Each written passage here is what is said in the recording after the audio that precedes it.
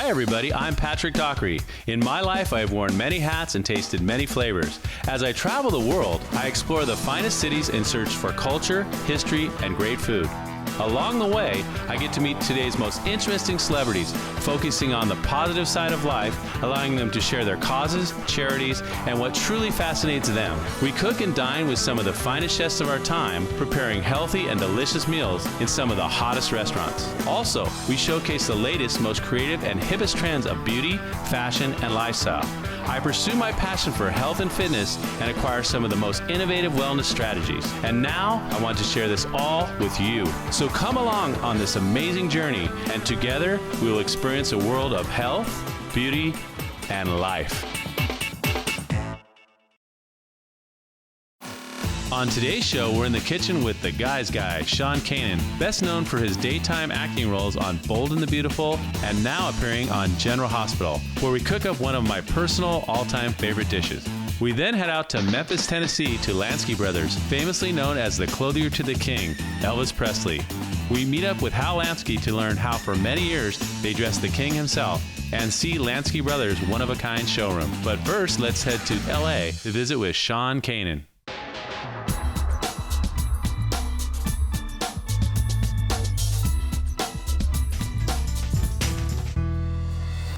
Well, hello, everybody. Today we're here with Sean Kanan in his beautiful home here in the Valley of Los Angeles. Thanks for coming. Thanks for having us in. And, you know, people don't realize that, you know, not only you're an actor, you also love to cook. I do love to cook. I've been cooking probably since I was about 15 years old. Yeah, and you're sharing that with other people in your book, which is awesome. You have this book, it's called The Modern Gentleman. And this came out about a year ago, right? Right. And it's on the market now? It is on the market now, and it's a fun book. It's kind of a hybrid. It's 50% a book about cooking, setting up your kitchen, sort of an introduction to all the things you need to know about the culinary arts. But it's also a book for guys to be better guys, sort of recapturing the idea of being a gentleman. And I think there's some really interesting stuff that you don't find in the average cookbook. Awesome. And I know you've been into martial arts your whole life as well, just as I have. And right, we talked a big about, part of that is knowing how to handle yourself and having the confidence. Absolutely. And there's one thing I say in my book. There's a chapter called The Modern Gentleman Defends Himself. And I'm a big fan of saying from one thing, know 10,000 things. And so, by studying martial arts, it's taught me a lot of things that have nothing to do specifically with martial arts. Absolutely. You can even translate it to cooking, oddly enough. They say when you get your black belt, that's really when you start learning. And so a lot of what I talk about in the book is learning the basics of cooking, and I make a couple analogies to martial arts in that. Well, today you're going to prepare something for us that looks really interesting. Could you tell us a little bit about what we're going to have? I love Middle Eastern food. Oh, me too. Love it. And Mediterranean food. So a lot of the stuff that I like to prepare has a little flavor from those different parts of the world. What we're going to make today are spiced lamb chops over a bed of couscous. Ooh, nice. With some great sauteed vegetables, some asparagus and some mushrooms. And we're going to use a couple different ingredients that maybe aren't quite as common as everybody's used to, but I'd like to introduce you to them. The first thing we're going to do is we're going to make a little marinade for the lamb chops. So I just start out with about half a cup of olive oil. That's extra virgin olive oil. This is extra virgin olive oil. Now I eyeball everything. I'm not one of those people who is sort of hard and fast on what the ingredients are. So we do that. We're going to put a little herb de Provence in, which is sort of a mix of some different herbs. There's rosemary, thyme, a little bit of red pepper. I put like a little heat blast of it. Get a little heat there. Good. Also a good thermogenic to burn fat. It sure is. Absolutely. I put a little bit of cinnamon and a little nutmeg in, which is a little different. That's good with your lambs and your goat meats and things like that. Absolutely. Okay. Paprika. Yeah, and they're just minimal amounts. You're just going by eye. You're not exceeding or overpowering. You don't want to overpower with anyone. And then you got some kosher salt. Kosher salt. And then I put some balsamic vinegar in too. It just has a nice sweet taste as it reduces in the oven. I don't know, I put like a little drizzle there. Nice. Okay. Excellent. And then I like to put a nice healthy spoonful of garlic. You gotta have the garlic. Garlic's fantastic, right? Amazing. Mix this up. Okay. Give it a little stir. A little parsley for color. And then we're gonna put these in here and just sort of. And these are chops. These are chops. We're gonna let the marinade sort of cover all of them. Okay, give me another couple minutes here. Now what we're gonna do is we're gonna take these and we're gonna lay them out on this sheet here, which has been sprayed with a little bit of cooking spray. So you put a little foil down for easy cooking. Yeah. Okay. And then you're gonna throw these in the oven, obviously. Throw these in the oven. I've preheated the oven to 450. 450, got it. And really, you know, obviously you wanna serve your lamb chops medium rare. Yes, I agree. And you know, I kind of eyeball it, but generally speaking, about 10 minutes, and you want to turn them one time. Like I said, for about 10 minutes. Stick around, it's starting to heat up in the kitchen with Sean Kanan. Welcome back, we're in the kitchen with Sean Kanan. Well, we got the lamb in the oven. It's smelling great already. So now you're gonna prepare some couscous? Right, we're gonna make some couscous. Couscous is a great starch. It's easy to make, but sometimes while you're cooking it, it tends to bind together, so you wanna make sure that you fluff it. For my couscous, I'm gonna put some garbanzo beans, some tomatoes, artichokes, olives, give it a nice savory taste. And then to balance that out, because I'm a big fan of sweet and savory, I've got some black currants, and I like to also put some chopped almonds and parsley in. You're messing with my mind right now, because it's gonna taste good. So the first thing we're gonna do, you know, a lot of couscous recipes call for using water. I like to use chicken stock. I just think it gives it a nice savory flavor. So what we're gonna do is we're gonna put 3 cups of chicken stock in, because we're gonna use 2 cups of couscous. It's sort of a 1 to 1.5 ratio. 1 to 1.5, got it. Turn that on high, and we're gonna let that Put the lid on. start to steam. A little hint of Coconut? coconut, of course. That's gonna be good. That's gonna be real good. See, you're the kind of chef that I like. I just sort of throw it Get in. creative though. Right, Yeah. You're doing a lot of good combos. I like it. I'm excited. You like that, huh? Oh yeah. So I'm gonna let that sort of start to heat up, then I'm gonna put the spices in. Let's take these, okay. Whoa, yeah, there you go. Oh man, these are gonna be beautiful. So we're gonna flip these over, and you know, these are probably gonna be done pretty quick. You don't wanna let these overcook, because they really do taste best when they're medium rare. So I'm gonna give these like another 60 seconds. All right, these babies are probably ready. We don't wanna burn ourselves. They are ready. Oh, these look fantastic. Okay. We're just gonna plate these here, let them cool down while we finish the couscous, and do our vegetable side, and then we're gonna put everything together, plate it, garnish it, eat it. We've got the spices mixing with the chicken broth. Okay, we're just starting to get a boil here, so I'm just gonna give this a little stir. Put the couscous in. Okay, You definitely want to stir it when you put it in. definitely want to stir it for sure. So I'm gonna actually let this go for just another minute or two before I turn it off, and then cover it, and then the steam is ultimately what finishes cooking it. Very good. At this point, I like to put some of my ingredients in, because the heat really brings out the flavor. Garbanzo beans. They're my friend, and they're my enemy. If you know what I mean. Again, give it a stir. Now you can already see that the couscous is starting to cook, so I'm gonna turn this off, because we're gonna just let it steam. Okay. I'm gonna put my artichokes in. Okay. Okay. I'm gonna put my black olives. You can use black olives, green olives, capers, nice, healthy couple of pinches of parsley in there, good for the blood. Put some nuts in there. Oh yeah. Those are sliced almonds, right? Sliced almonds. So I like to put my spices in at the end here. Again, we're gonna put some salt. We're gonna put some cinnamon, not too much. Nice. This is gonna be amazing. Yeah, it's gonna be good stuff. A little nutmeg, and these are very similar to the marinade spices. A lot of these are the same for the marinade spices for the lamb, but you get a very different taste. And what's that? Is that cayenne or what? This is a little smoked paprika. Smoked paprika. Okay. Okay, I'm gonna give it another stir, and then I'm gonna start the vegetables. Okay. Again, you wanna make sure you're stirring this, not letting it get gloppy, because the couscous does tend to bind together. We're gonna let that keep going for a few seconds. Got the lid right here. Good for your stir fry. Perfect. So now what we're gonna do, turn that on, get a nice even flame going. I'm gonna use some coconut oil. Very healthy, very healthy. So we have just a simple mix of vegetables. I got some red onion, some asparagus, cabbage and mushrooms. Cabbage, There we go, we're gonna throw these in here. Cover everything. You're a pretty good guy at multitasking, because working on General Hospital, I mean, how many pages of script do you have a day, you're telling me? Man, you know, sometimes we have to learn as much as 40, 50 pages of dialogue a day, and it's a lot, but you know, that's the job. Well, you know, I've actually just come back to General Hospital about a month ago. I was on Bold and the Beautiful and Young and the Restless you've before been that. in the business. But yeah. And you know, a lot of times in daytime, you're saying the same dialogue basically again and again for a couple weeks, because if somebody doesn't tune in on Monday, Right. you want them to know what's going on on Right, kind of Wednesday. catch them up as they go. You know, the challenge becomes, how do I make the same basic information continue to sound original and interesting? Right. Well, Sean, looks like everything's cooked. Time to plate. All right, time to plate it. This is the best part, because you're just about where the eating part comes in. Oh, yeah. Okay, so I'm gonna take some of my couscous, make a nice bed for the lamb chops, and we're gonna put one right there, like that. I like to garnish this with a little bit of little parsley on the plate. Put a little of that right there. Right on. Is this gorgeous or what? Siamo pronti a mangiare. We're ready to eat. That's what we learned in Italy, huh? Yeah. That's So that's it, man. Love it. Well, now, Sean, we're gonna make a little dessert, huh? Yeah, this is gonna be really simple, and it's gluten-free. Nice. So what we're gonna do is make a pumpkin parfait. We're gonna start out with some gluten-free Chex Mix, real simply. You just throw them in a nice little parfait. You ever had this with ice cream?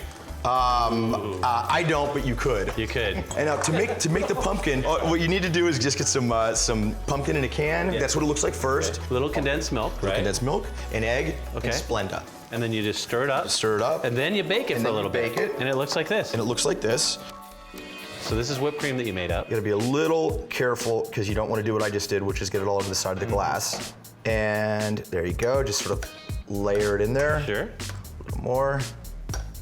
Then we had a pipette over here up to the side, which is a bag, and you just put a little whipped cream in here. Do you want to do the honors? Yeah, sure. Let me see what we got here. Let's see if I can make it pretty. So we'll go around like this, like this. Not your first rodeo, pal. Yeah, you know, whatever. I can't memorize 60. How many pages of script? Exactly, right? Yeah, I can't do that. You and that's not as pretty as the one pretty good there, huh? your lovely Exactly. wife made. Now that's how it's supposed to look. Exactly, right? And you know, you can garnish it with cinnamon, with nutmeg. You can put whatever you like on top. Throw it in the refrigerator. Yeah. Let it get a nice little chill, or eat it hot with the pumpkin being hot if you like it like that. It's easy. Yeah, kind of nice.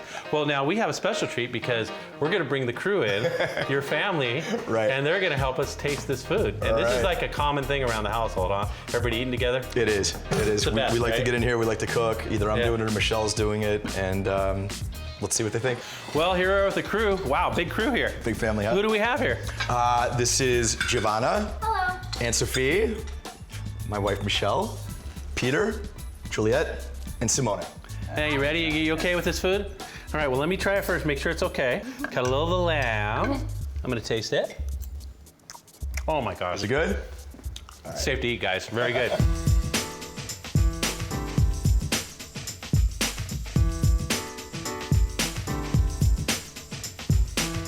The coconut oil and salt, you guys. So simple. Coconut oil and salt is insane for vegetables. Healthy and delicious. You can't screw them up. You can't screw them up. This is amazing. And you guys are the test kitchen, right? Yeah. And you don't mind at all, do you? No. Well, thanks for having us to your household. Thank you so much. Your home is lovely, and your children are lovely. And thanks so much for having us here. Thank you. And thank you so much for being with us. And until next time, just remember to enjoy. Coming up next, Lansky Brothers, known as the Clothier to the King. We're back with Hal Lansky.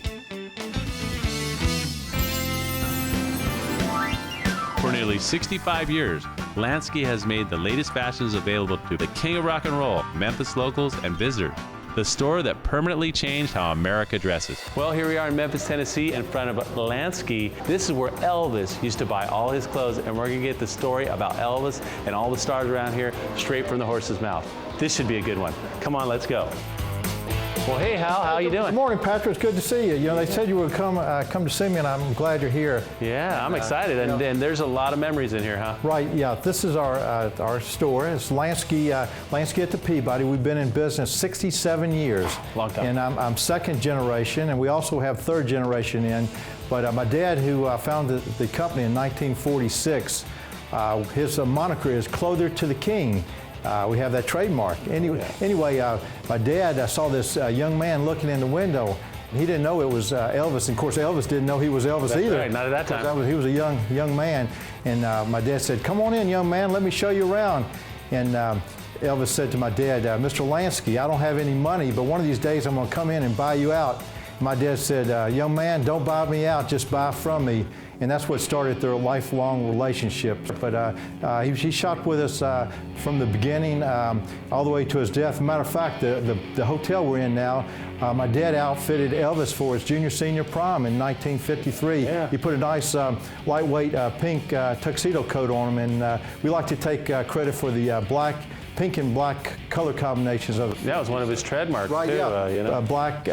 Black cars, pink Cadillacs. He loved black and pink. But you know, the 50s, those are your colors, your teals and your blacks and black and pink. And Elvis could pretty much pull off everything. I tell everybody that you know, Elvis had the talent, and his talent in our clothes made a winning combination for him. But Elvis, everywhere he went, he was like a walking billboard for us. They said, "Where'd you get your clothes, Elvis? Where'd you get your clothes, Elvis?" And he would say, "Lansky's on Beale Street." So he was a great PR ambassador for our store. And now you're in the Peabody Hotel, right? The South's Grand Hotel. There you go. We're only a waddle away from the Peabody Ducks. So That's right. Well, now I know in the shop there's different areas where you can show you some of the history. Right. So you want to go ahead and show us some of that? Well, yeah, we try to recreate some of our fashions, and a couple things we do real good with is I saw these right off the bat. that's a Speedway. Yeah, you know, this Elvis in the movie wore the red and the blue one. Right Yeah, there. Elvis. But everybody likes this, and see how we flip the colors. It's not a day that doesn't go by that somebody comes in and they want us to flip their collar. They want to look like the king. You want to do the king thing? They want to shop where the king They want to shops. be like, how you doing, honey? Yeah, so every day we flip collars. Dang. This is very popular with us.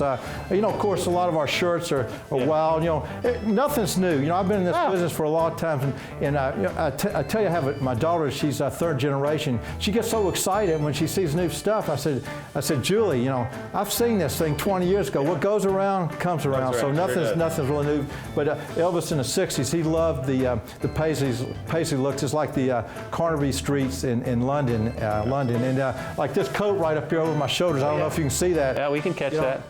We were probably in the '70s. We were probably the only store in America that had a full-time furrier. We were putting mink collars on jackets, mink cuffs, hats. In that time, everybody wanted to look like a pimp. Yep, pimping it up. Yeah, the Superfly. We call it the Superfly era. Well, Isaac Hayes was driving around. He shopped with us. It was so cool. Isaac Hayes came in the store one day. I'll never forget this. He just got his Oscar for the Shaft, and he came in and the car with the Superfly had all the gold things. And, Oh yeah, I saw that. We went over there to check that out. Yeah. He came in the store. You know what he did? He hit a button and that car turned on. It was unbelievable. Yeah, that guy was ahead of the game. This was in the '70s, man. That was unbelievable. Did you see his TV in there too? And he had a refrigerator in the back in the seat. back. Yeah. It was unbelievable, man. I've never seen that was technology in the '70s. Yeah, but it was very cool to see. Very cool. See him come. But you know, all the guys from Sun Records, the early days. You know, Carl Perkins, Johnny Cash. Matter of fact, over my shoulder down the street, Johnny Cash used to work in the WMPS radio show over there. Okay, coming up next, more Elvis and Lansky Brothers. We're back, rocking with the king. Patrick, you can do anything you want, just don't step on our blue suede shoes. I heard that song. You know, you heard that song Walking in Memphis? It's unbelievable. Everybody expects blue suede shoes in our store. When they come in, they want to walk 10 feet above Bill. They want to walk in our blue suede shoes. But anyway, we've sold these shoes for 50 blue suede. years. Yeah, blue suede. And we're in collaboration with Hush Puppy and, of course, the Elvis Presley Hush Puppy. So this is a great shoe. We got it in lace. We got it in slip-on. And but we sell hundreds of these a year. Blue suede shoes, baby. Yeah, that's what I'm talking about. Don't step on them. And right here we call this one the Jungle Room shoe. This is our Jungle Room, but we got those socks and the belts to match. But people come to our stores, they want to take a little bit of Lansky history home with them. So there's a lot of. I keep repeating myself. They want to shop where the king shop. That's right. Yeah. Why not? Yeah, they do. Hey, if you can do it, why not? Right? Exactly. That's right. Okay, this is our new history book. I saw that laying around. It's looked pretty interesting. I want to show you something cool. This was Elvis's closet in the 50s. Wow. These are all Lansky. We forgot to talk about all these amazing guitars all over the walls here. A lot of them, a few of them they give them to us, but we started this collection in 1995, and our first guitar over here is Tom Petty. Tom Petty? That's a Traveling Wilburys guitar. But you got B.B. King, Van Morrison, U2. U2. I mean, that's Greg Allman, Metallica. Dave Matthews, all of them, Carl Perkins. They've all been in here. Yeah. Exactly. Well, now we have another area over there which we were going to, and what are we going to see over there? Okay, I'm going to show you this famous coat we got. Okay, here we go. We're going to see something famous. Patrick, this is one of the very famous. Okay, yeah, it was right here. If you're an Elvis fan, you know this coat. But anyway, my dad sold this coat to Elvis in the late 50s, and it was on the cover of Jailhouse Rock album cover. And this is awesome. You know, a lot of people ask us about Elvis. They, you know, of course, we took care of Elvis from when he was in high school to his death, and but we like to take credit for Elvis in the early days when he was young and innocent, and he wore some really cool clothes and stuff. But we like to take he looked his best in the early 50s, and that's the Lansky. He was a handsome son of a gun. Yes, he was. But this is a cool coat. But hey, while we're up here, I want to show you this photo right here. Sure. You know, a lot of people ask me if I knew the King, and I do have it. You know, back then, that's a picture of me, and I finally grew into my ears. Yeah, but you know, you did. But I cherish that photo. It's a great time in the store. Can you imagine if he was still alive today? He'd still be shopping here, wouldn't he? Well, we hope so. You never know. But you know, everybody just idolizes Elvis, and it'd be a different world if Elvis was still living. Of course, we all remember Elvis is like he stopped in time. He's just a good-looking guy, and the ladies go crazy over him. We, you know, during the 50s and 60s, we'd have women or young girls camp out of the stores just to catch a glimpse of Elvis. Wow, that's amazing. But yeah. Hey, Patrick, I want to thank you for spreading the word about Lanskys around the planet. You know. Not that the King already hasn't done a great job, right? He's been a great ambassador, but I want to tell you, you just shook the hand that shook the hand that shook the world, and thank you so much. You know what I mean? See that? Yeah. Is that on film? Okay, you got it. That's right. Thank you so much. You're welcome. You're welcome. I'm not going to wash this hand for at least 10, 15 minutes. Well, you got to wash your hands. Well, when I eat, I do, you know. But thanks so much. Oh, you're welcome. Well, thank you so much for being with us today. And until next time, just remember to enjoy. Okay, welcome back. Thanks to all the guests on this week's show. To Sean Kanan and his family for inviting us into his home and preparing us a delicious meal and dessert. To Hal Lansky for sharing his unique and personal stories of the King himself, Elvis Presley. Until next time, just remember to enjoy.